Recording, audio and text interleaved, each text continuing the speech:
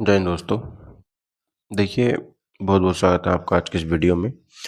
हम हिस्ट्री पढ़ रहे हैं यूपी ट्रिपल एससी पैट के एग्ज़ाम के लिए और इसमें हमारे 3 टॉपिक कवर हो चुके हैं, जिसमें कि हमारा सिंधु घाटी सभ्यता थी, वैदिक सभ्यता और बौद्ध धर्म था।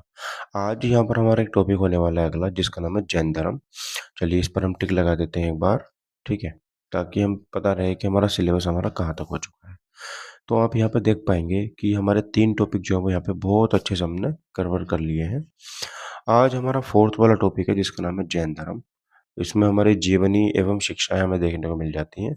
हम यहाँ पर एक दिन में एक टॉपिक कवर करेंगे, तो हमारा सिलेबस जो है वो बहुत आराम से 2 महीने में कवर हो जाएगा। ठीक है? तो 2 महीने हमें लगने वाले हैं। लेकिन हम जल्दी-जल्दी नहीं करेंगे, आप इसको पढ़ते रहेंगे, रिवीजन करते रहेंगे, पढ़ते रहेंगे, रिवीजन करते रहेंगे। बस इतना हमारा यहाँ पर होने वाला है। समझ में आई बात आपको इतनी? ठीक है सर। तो यहाँ पर हम सबसे पहले जैन धर्म के बारे में बात करेंगे कि जैन धर्म जो था वो क्या था, है ना? कैसे था? सब आपको पता होगा पहले से। चलिए, तो शुरू कर लेते हैं अपने आज की वीडियो को। देखिए, सबसे पहले हम बात करेंगे महावीर स्वामी के जीवन से संबंधित कुछ महत्वपूर्ण तथ्य हैं, ये फैक्ट हैं। जैसे सबसे पहले हम बात करेंगे सर इनका जन्म कहाँ पर हुआ था, है ना? तो 540 ईसा पूर्व में या 599 ईसा पूर्व में इनका जन्म हुआ था। ये मत है तो ये कन्फर्म डेट नहीं है, ठीक है?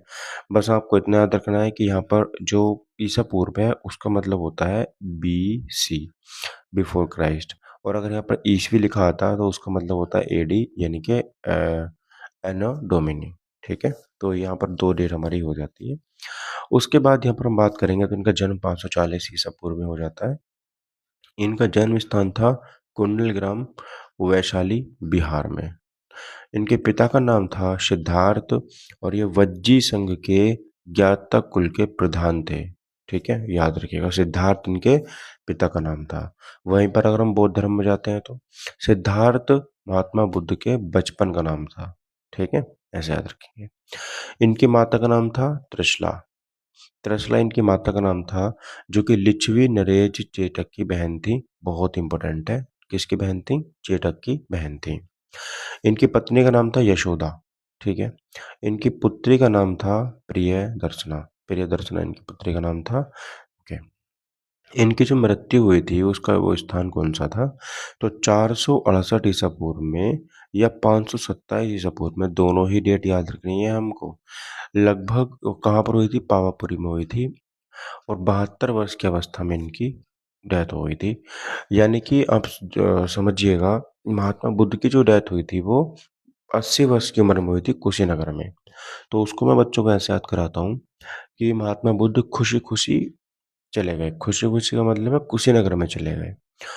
जो जैन धर्म के हमारे महावीर स्वामी हैं वो पाव भाजी खाते हुए चले गए, ऐसे याद रखना। और 72 वर्ष की उम्र में ये चले गए थे, भगवान में लीन हो गए थे। ठीक है? जैन शब्द संस्कृत के जिन शब्द से बना है, जिसका अर्थ होता है विजेता। अर्थात जिसने अपने मन, वचन एवं काया को जीत लिया हो, उसे हम जिन कहते हैं। प्रथम तीर्थंकर ऋषभदेव तथा 22वें तीर्थंकर अरिष्टनेमी का विवरण ऋग्वेद में मिलता है। याद रखिएगा, ऋग्वेद में तो बहुत ही सारी चीजों का में वर्णन मिलता है, याद रखना। ठीक है, चलिए। जैन धर्म की स्थापना का श्रेय जैनियों के प्रथम तीर्थंकर ऋषभदेव यानी कि आदिनाथ को जाता है। तो सबसे पहले जो इनके तीर्थंकर थे आदिनाथ या ऋषभदेव उनका नाम था, उन्हीं को इसका श्रेय जाता है क्योंकि उन्हीं ने इसकी क्या करी थी सर? स्थापना करी थी। ठीक है। जैन धर्म के 23वें तीर्थंकर जो कि 23 वाले तीर्थंकर हुए थे, उनका नाम था पाशर्वनाथ और काशी के इक्ष्वाकु वंश के राजा अश्वसेन के पुत्र थे। इनके अनुयायियों को निग्रंथ कहा जाता था। क्या कहा जाता था सर? निग्रंथ कहा जाता था। पार्श्वनाथ ने 4 महाव्रत प्रतिपादित किए। 4। सबसे पहला था अहिंसा, सत्य, अहिंसा, अपरिग्रह और अस्तेय। ठीक है, तो 4 इन्होंने हमारे महाव्रत थे, इनको महाव्रत बोलते हैं, याद रखना। क्या बोलते हैं? महाव्रत। ठीक है, ओके। आगे देखेंगे सर, पार्श्वनाथ को झारखंड के गिरिडीह जिले में सम्मेद पर्वत पर निर्वाण प्राप्त हुआ था। निर्वाण का मतलब होता है कि सर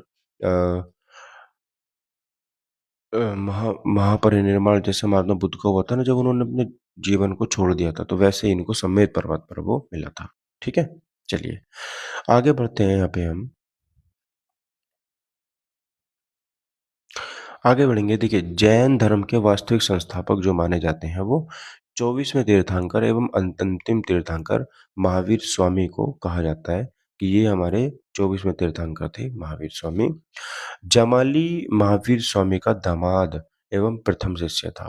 ठीक है? तो याद रखना जमाली को। महावीर स्वामी सत्य की खोज के लिए 30 वर्ष की अवस्था में सांसारिक जीवन का परित्याग करके सन्यासी हो गए थे। ठीक है? 30 साल की उम्र में, याद रखना, बहुत इंपॉर्टेंट है। 30 साल की उम्र में महात्मा बुद्ध ने अपना घर छोड़ा था। ठीक है? याद रखना। 12 वर्षों की लगातार कठोर तपस्या करने का बाद एवं साधना करने के बाद 42 वर्ष की अवस्था में महावीर को जृंभिक गांव के समीप ऋजुपालिका नदी के किनारे साल के वृक्ष के नीचे कैवल्य प्राप्त हुआ था। ठीक है? 42 वर्ष की इनकी उम्र थी। 12 साल तो उन्होंने कठोर तपस्या करी थी। जृंभिक गांव था, उसी के समीप में थी ऋजुपालिका नदी, और उसी में वहाँ पर एक साल का वृक्ष था, उसके नीचे बैठ के तपस्या कर रहे थे। वहीं पर इनको कैवल्य यानी कि ज्ञान की प्राप्ति हुई थी। ठीक है सर, चलिए।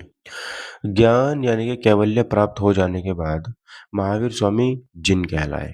क्या कहलाए सर? जिन कहलाए। और इनके अनुयायी जो कहलाए वो जैन कहलाए। तो आज भी जो जैन कहे जाते हैं वो महावीर स्वामी के ही शिष्य हो जाते हैं। ठीक है? महावीर स्वामी ने अपने जीवन काल में एक ही संघ की स्थापना की जिसमें 11 अनुयायी सम्मिलित थे। ये सभी गणधर कहलाए। क्या कहलाए सर? गणधर कहलाए। ठीक है? जैन धर्म पुनर्जन्म एवं कर्मवाद में विश्वास करता था कि हाँ, अगर किसी की डेथ हो जाती है या कोई मर जाता है तो उसके बाद उसका पुनर्जन्म संभव है। कर्मवाद में भी कि कर्मों का फल जरूर मिलता है, इस बात में विश्वास करता था। जैन धर्म के अनुसार कर्म फल ही जन्म तथा मृत्यु का कारण है। अच्छे कर्म करेंगे तो अच्छा फल मिलेगा, बुरे कर्म करेंगे तो बुरा फल मिलेगा। ठीक है? जैन धर्म में कृषि और युद्ध दोनों वर्जित हैं, क्योंकि दोनों में ही जीवों की हिंसा होती है। ठीक है? याद रखिएगा। अगला देखते हैं जैन संगीतियाँ। जैन संगीतों की बात करते हैं तो पहली जो इसमें हमारी केवल 2 ही संगीतियाँ हुई थी। बौद्ध धर्म में 4 संगीतियाँ हुई थी। ठीक है? पहली संगीति जो हुई थी 300 ईसा पूर्व से 322 ईसा पूर्व में कभी भी हुई थी, वो इनके इसके बीच में पाटलिपुत्र बिहार में हुई थी वो। और उसके अध्यक्ष थे हमारे स्थूलभद्र। ठीक है? कौन थे सर? स्थूलभद्र उसके अध्यक्ष थे। अगली हमारी जो जैन संगीति हुई थी 513 ईसा पूर्व या 526 ईसा पूर्व में वल्लभी गुजरात में हुई थी, और उसके अध्यक्ष थे देवादि क्षमा श्रमण। ठीक है? देवादि क्षमा श्रमण उसके अध्यक्ष थे। जैन धर्म की कुछ हमारी शिक्षाएं हो जाती हैं। जैसे ये जैन धर्म की शिक्षाओं में पंच महाव्रत हमें यहाँ पर दिए गए थे। जैसे सत्य की बात करेंगे तो सत्य सदा सच बोलना। ठीक है? अहिंसा की बात करेंगे तो जीव की हत्या ना करना। परिग्रह की बात करेंगे संपत्ति इकट्ठा ना करना। अस्तेय की बात करेंगे चोरी ना करना। ब्रह्मचर्य की बात करेंगे इंद्रियों को वश में करना। अभी मैंने आपको बताया था इसमें 4 महाव्रत हैं, तो ऊपर के 4 मैंने गिन पाए थे आपको, तो फिर 5वां कहाँ से आ गया सर? तो देखो, उपयुक्त तो पंच महाव्रतों में से 4 पार्श्वनाथ ने दिए थे, जबकि 5वां महाव्रत जो कि ब्रह्मचर्य है वो महावीर स्वामी ने जोड़ा था लास्ट में आकर के। ठीक है? ओके। जैन धर्म में त्रिरत्न भी हो जाते हैं। त्रिरत्न की बात करेंगे तो जैन धर्म के अनुसार कर्म फल से मुक्ति के लिए त्रिरत्न का अनुशीलन आवश्यक है। अगर आपको मुक्ति चाहिए कर्म फल से तो त्रिरत्न आपको फॉलो करने पड़ेंगे। जैसे सम्यक दर्शन यानी कि वास्तविक ज्ञान आपको लेना पड़ेगा। सम्यक ज्ञान, सत्य में विश्वास करना पड़ेगा। सम्यक आचरण, सांसारिक विषयों से उत्पन्न सुख दुख के प्रति संभाव आपका होना चाहिए। सुख भी क्योंकि संसार का एक पार्ट है, और दुख भी संसार का क्या है? एक पार्ट है। वो अगर हम धरती पे हैं तो कभी ना कभी हमारे जीवन में आते ही हैं।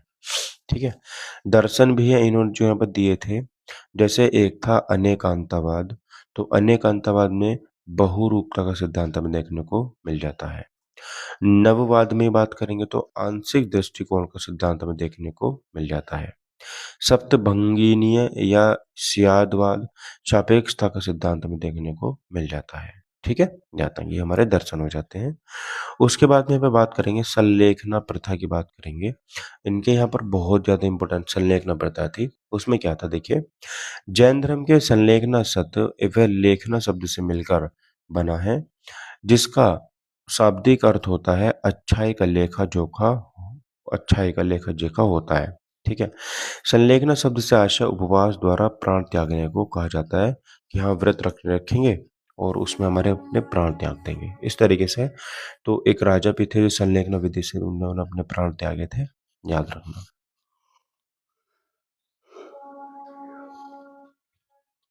ठीक है, उसके बाद में यहाँ पर आती है हमारी संतारा प्रथा। उसमें क्या था, संतारा प्रथा के अंतर्गत जब किसी भी व्यक्ति को लगता है कि वह मृत्यु के निकट है तो वह एकांतवास ग्रहण कर लेता है और अन्न जल दोनों त्याग देता है तथा मौन व्रत को धारण कर लेता है।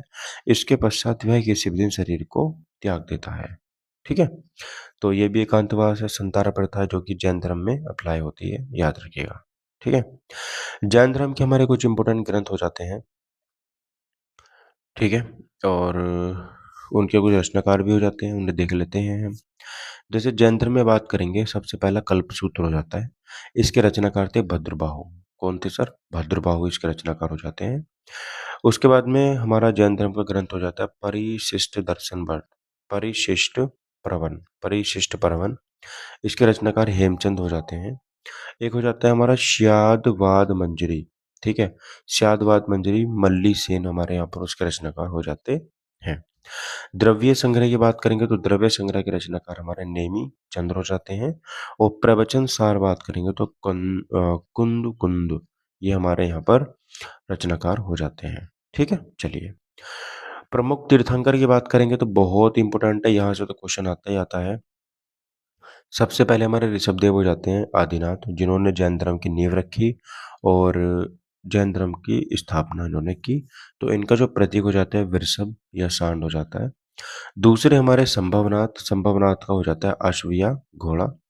सुपार्श्वनाथ इनके हो जाते हैं सर स्वास्तिक।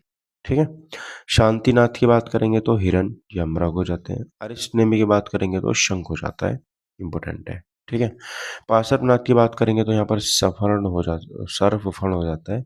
और महावीर की बात करेंगे तो सिंह यहाँ पे उनका हो जाता है। ठीक है, चलिए आगे से देखेंगे। यहाँ पे हम महत्वपूर्ण इनके कुछ तथ्य है, जैसे क्या है, महावीर स्वामी का मत है कि पूर्व जन्म में अर्जित पुण्य एवं पाप के अनुसार ही किसी का जन्म उच्च एवं निम्न कुल में होता है। ठीक है, तो गाइज जितने भी हम लोग कंपटीशन की तैयारी कर रहे हैं, बहुत तगड़े तगड़े पाप करके आए हम लोग। ठीक है, और अब हमें मौका मिला है तो हम अपने जीवन को सुधार सकते हैं। ठीक है, बस इतना हो कि अगर किसी का अच्छा ना करे तो किसी का बुरा भी ना करे, बस इतना हमारे जीवन में होना चाहिए। ठीक है, चलिए स्थूलभद्र एवं इनके अनुयायियों को श्वेतांबर कहा गया। ठीक है, स्थूलभद्र एवं इनके जो अनुयायी थे इनको श्वेतांबर कहा गया। भद्रबाहु एवं उनके अनुयायियों को दिगंबर कहा गया। ये दक्षिण के जैन कहलाते हैं। ठीक है, तो ऐसा हुआ था जब हमारा जैन धर्म दो भागों में बट गया था। एक भाग था हमारा जो जामाली की, जो हमारे जैन धर्म के महावीर स्वामी हुए, उनके दामाद थे ना जमाली, जो उनकी बातों को मानता था, सुनी हुई बातों पे विश्वास करता था। ठीक है, और एक वर्ग था हमारा स्थूलभद्र वाला, जो जैन धर्म में महावीर स्वामी की जो खुद की उनकी कही हुई बातें थी शायद उनको मानता था। तो जब हमारा मतलब अकाल पड़ा था, तो अकाल के टाइम पर जो हमारे भद्रबाहु थे वो दक्षिण में चले गए थे, दिगंबर जिनको हम बोलते हैं। और जो स्थूलभद्र थे वो हमारे यहीं पर रुक गए थे नॉर्थ इंडिया में। स्थूलभद्र के अनुयायी श्वेतांबर कह जाते हैं, अर्थात ये अपने तन पर श्वेत कलर का वस्त्र धारण करते हैं, आपने देखा होगा। लेकिन जो भद्रबाहु के अनुयायी हैं, ये हमारे दक्षिण में चले गए थे, ये अपने शरीर पर कोई भी वस्त्र धारण नहीं करते हैं, आपने देखा होगा ऐसा कुछ वीडियोज वगैरह में। उत्तर भारत में जैन धर्म के दो प्रमुख केंद्र उज्जैन एवं मथुरा थे। ठीक है, तो सबसे ज्यादा जैन धर्म के प्रमुख जो लोग पाए जाते थे वो कहाँ पर थे? मथुरा एवं उज्जैन में थे। जैन धर्म में कर्मफल या छुटकारा पाने के लिए त्रिरत्न को आवश्यक बताया गया था सम्यक दर्शन, सम्यक आचरण और सम्यक विचार। ठीक है, सम्यक ज्ञान, है ना। जैन धर्म के ग्रंथ अर्धमागधी भाषा में लिखे गए हैं, ये भी इंपॉर्टेंट है। कौन सी भाषा सर? अर्धमागधी भाषा, याद रखिएगा। जैन धर्म में सामान्य बोलचाल की भाषा प्राकृत थी। ठीक है, सबसे ज्यादा उपदेश महात्मा बुद्ध ने किस भाषा में दिए थे? तो पाली भाषा में दिए थे। इन्होंने किस भाषा में दिए थे? तो अर्धमागधी भाषा में दिए थे। जैन साहित्य को आगम कहा जाता है। जैन धर्म भगवती सूत्र में जैन धर्म के जो भगवती सूत्र में 16 महाजनपदों का उल्लेख वर्णन मिल जाता है कि हमारे देश में 16 महाजनपद थे, याद रखिएगा। भगवती सूत्र महावीर के जन्म से संबंधित है। आचारांग सूत्र में जैन भिक्षुओं के आचार नियम तथा विधि निषेधों का वर्णन मिल जाता है। ठीक है, न्याय धम कहा शुद्ध ग्रंथ में महावीर की शिक्षाओं का संग्रह है। ठीक है, तो न्याय धम कहा शुद्ध में महावीर की शिक्षाओं का संग्रह में मिल जाता है। ठीक है, चलिए आगे बढ़ते हैं। जैन धर्म का प्रारंभिक इतिहास कल्प सूत्र से पता हो चलता है हमको कि हाँ, क्या इनका पहला इतिहास रहा था, जिसकी रचना हमारी भद्रबाहु ने की थी।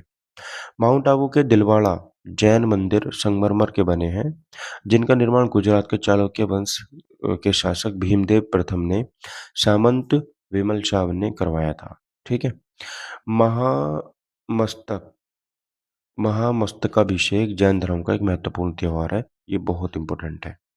ठीक है, समझ में आ गई बात। तो दोस्तों यहाँ पर हमारा जैन धर्म खत्म होता है। दूसरा अब यहाँ पे हम बात करेंगे तो पांचवी जो वीडियो आएगी वो हमारी मौर्य वंश को लेकर के आएगी। अच्छा, ये टॉपिक हमारे थोड़े थोड़े बड़े होंगे जहाँ तक मुझे लगता है, और इन टॉपिकों में अच्छे से खत्म भी करना पड़ेगा, तो काफ़ी बड़ा टॉपिक है। फिर हमारा गुप्त वंश आएगा, ठीक है, फिर हर्षवर्धन आएगा, राजपूत काल आएगा, और फिर यहाँ पर हम बात करेंगे तो सल्तनत काल, दिल्ली सल्तनत आ जाएगी। ये भी काफ़ी लंबी वीडियो यहाँ पर बनेगी। ठीक है, सारे वंश इसमें हमें डिस्कस करने पड़ेंगे। और उसके बाद में मुगल साम्राज्य आ जाएगा, ये भी काफ़ी बड़ी वीडियो हमारे बन जाएगी। ठीक है, और 11वां टॉपिक मराठा साम्राज्य है। 12वां है ब्रिटिश राज का अभ्युदय एवं प्रथम स्वतंत्रता संग्राम। और बात करेंगे तो यहाँ पे हमारी 13वां टॉपिक है ब्रिटिश राज का सामाजिक आर्थिक प्रभाव। बस यहाँ पर हमारी हिस्ट्री खत्म हो जाती है। 13 टॉपिक है, फिर हम इनसे आने वाले कुछ इंपोर्टेंट क्वेश्चन हैं जो कि डिस्कस करेंगे। ठीक है,